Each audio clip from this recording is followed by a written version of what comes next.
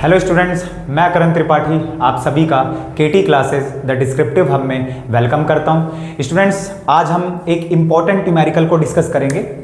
Chapter 9 है ना, light chapter का ये एक बहुत ही इंपॉर्टेंट न्यूमेरिकल होने जा रहा है जो आपको बोर्ड एग्जाम में देखने को मिल सकता है। Again students, light reflection and refraction से आपको कभी कभार दो न्यूमेरिकल्स भी देखने को मिल जाते हैं, बट 100% आपको एक न्यूमेरिकल तो चाहे वो मिरर फॉर्मूला पर हो चाहे वो लेंस फॉर्मूला पर हो, आपको एक क्वेश्चन देखने को मिलेगा 2026 एग्जाम में। तो हर बार की तरह क्वेश्चन को पढ़ना स्टार्ट करते हैं। An object 2 centimetre high is placed at a distance of 16 centimetre from a concave mirror which produces a real image 3 centimetre high. आपको फोकल लेंथ बतानी है और आपको इमेज की पोजीशन बतानी है। देखिए स्टूडेंट्स, अब आप यहां पर समझ पा रहे हैं क्योंकि करण भैया ये मिरर है ना, और मिरर है तो मिरर फॉर्मूला की बात करेंगे हम। तो मिरर फॉर्मूला क्या होता है, 1/v प्लस में 1/u इज इक्वल्स टू में 1/f, है ना। इतनी बात आप जानते हैं मिरर फॉर्मूला को लेकर, 1/v plus 1/u is equals to 1/f, है ना। Image distance, object distance, focal length.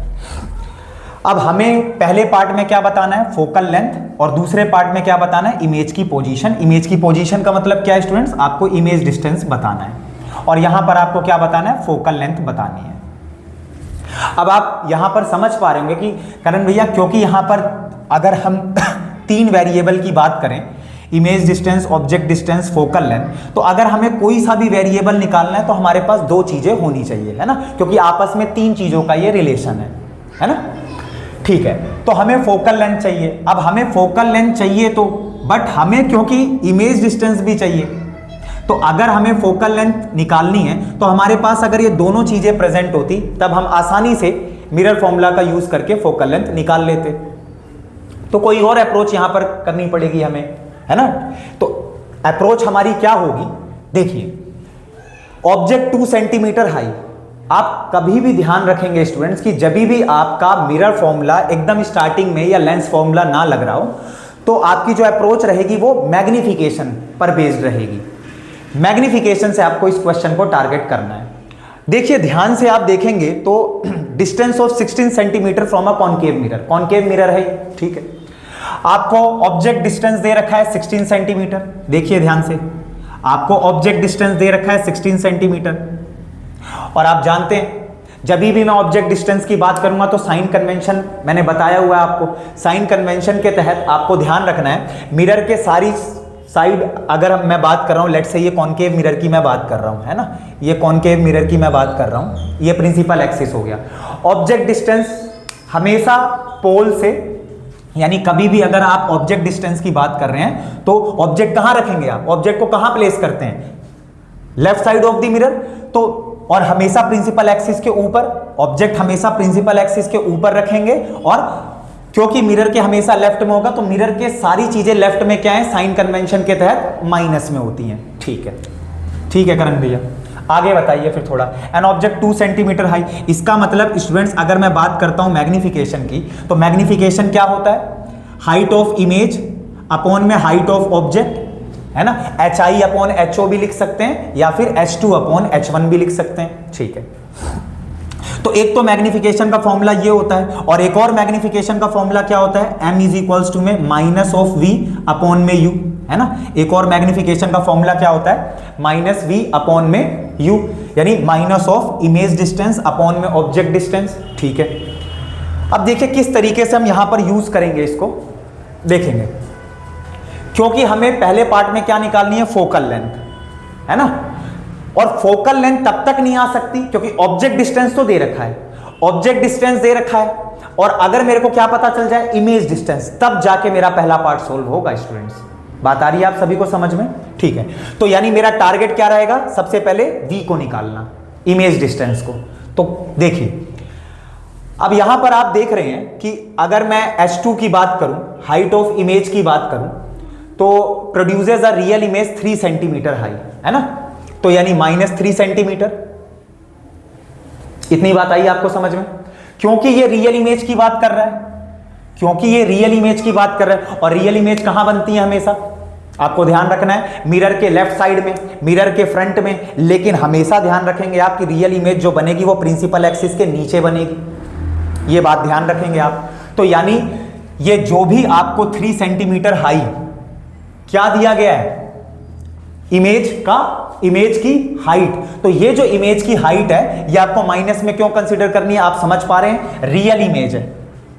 और रियल इमेज का मतलब क्या है कि मिरर के सामने, वर्चुअल इमेज मिरर के पीछे होती है, और मिरर के बैक साइड में सारा साइन कन्वेंशन क्या कहता है, पॉजिटिव में आपको चीजों को कंसीडर करना होता है, और मिरर के लेफ्ट साइड में सारी चीजों को आपको नेगेटिव में कंसीडर करना होता है।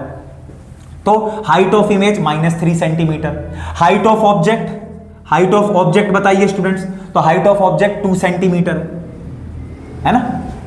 तो आप ध्यान रखेंगे, यहां पर मैं हाइट बोल रहा हूं आपको, है ना, हाई बोला गया, इससे आप समझ गए ये हाइट दे रखी है हमें, आ रही है बात समझ में। तो रियल इमेज मैंने क्या बताई, हमेशा प्रिंसिपल एक्सिस के नीचे और मिरर के लेफ्ट में। तो अगर आपको ये रियल इमेज बोली गई है, ये कुछ भी कितनी भी वैल्यू हो, रियल इमेज अगर आपको बोला गया तो आपको माइनस में लेना है। और ऑब्जेक्ट की हाइट करण भैया क्यों 2 सेंटीमीटर आपने प्लस में क्यों ली, क्योंकि आप तो बात कर रहे हो मिरर के लेफ्ट साइड में सारी चीजें माइनस में होते, नहीं, हाइट की मैं बात कर रहा हूं, क्योंकि रियल इमेज हमेशा प्रिंसिपल एक्सिस के नीचे बनती हैं, मिरर के लेफ्ट में प्रिंसिपल एक्सिस के नीचे बनती हैं। तो साइन कन्वेंशन हाइट पर कैसे लगता है, प्रिंसिपल एक्सिस के ऊपर जो भी हाइट कंसीडर करेंगे आप वो प्लस में होगी। ऑब्जेक्ट कहां रखोगे, नीचे रखोगे क्या, ऑब्जेक्ट तो आप हमेशा प्रिंसिपल एक्सिस के ऊपर रखोगे, तो ऑब्जेक्ट हाइट ऑफ ऑब्जेक्ट जो होगी वो हमेशा प्लस में होगी, और हाइट ऑफ इमेज डिपेंड करेगा करण भैया, अगर वर्चुअल इमेज होगी तो वर्चुअल इमेज की हाइट क्या होगी, प्लस में कंसीडर करेंगे, क्योंकि वो प्रिंसिपल एक्सिस के ऊपर बनेगी। और रियल इमेज की जब भी बात करेंगे तो रियल इमेज क्योंकि मिरर के लेफ्ट साइड में प्रिंसिपल एक्सिस के नीचे बनती है, हमेशा उसकी हाइट माइनस में कंसीडर करेंगे स्टूडेंट्स। आ रही है बात समझ में, ठीक है, बस मैग्निफिकेशन निकाल लीजिए फिर इसी बात पर। तो m is equals to h2 upon h1, h2 क्या है मेरे पास -3 अपॉन में हाइट ऑफ ऑब्जेक्ट 2, यहां से मैंने सोल्व किया तो मेरे पास मैग्निफिकेशन कितना आया, -1.5, ये मेरे पास मैग्निफिकेशन है। यूनिट मत लगा देना, मैग्निफिकेशन की कोई यूनिट नहीं होती, ये भी एमसीक्यू आया हुआ है एग्जाम में, ठीक है। मैग्निफिकेशन तो आ गया स्टूडेंट्स मेरा। अब क्योंकि आप जानते हैं कि मैग्निफिकेशन तो मेरे पास -v अपॉन u भी है, मैग्निफिकेशन तो स्टूडेंट्स मेरे पास -v अपॉन u भी है, तो यहां से मैं अगर इक्वेट कर लूं, ये जो मैग्निफिकेशन है ये -v अपॉन u है, और मैग्निफिकेशन की वैल्यू क्या आई, -1.5 माइनस ऑफ v अपॉन में u कितना है स्टूडेंट्स हमारे पास, -16 सेंटीमीटर, u कितना है, -16 सेंटीमीटर, है ना। ऑब्जेक्ट डिस्टेंस हमेशा माइनस में होगा, हमेशा। तो यहां से करण भैया हमारे पास v, तो यहां से v की वैल्यू क्या आएगी आपके पास, तो सिंपल आप मल्टीप्लीकेशन कर लेंगे, -1.5 इंटू में 16, है ना। तो आप सोल्व करना चाहें तो इस तरीके से भी कर सकते हैं, है ना, 5 3 जा 15, 5 2 जा 10, है ना, 2 8 जा 16, 3 8 जा 24 सेंटीमीटर करण भैया हमारे पास इमेज डिस्टेंस आ गया, ठीक है।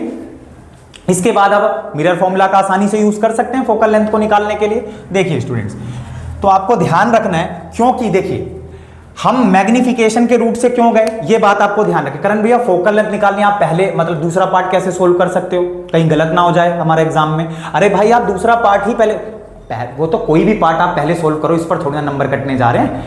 हम दूसरा पार्ट क्यों सोल्व कर रहे हैं, उसका रीजन समझिए, क्योंकि आप फोकल लेंथ को तब तक नहीं निकाल सकते जब तक, अरे भाई आपके पास मिरर फॉर्मूला क्या है, मिरर फॉर्मूला क्या है बताइए मेरे को, 1/v + 1/u is equals to 1/f।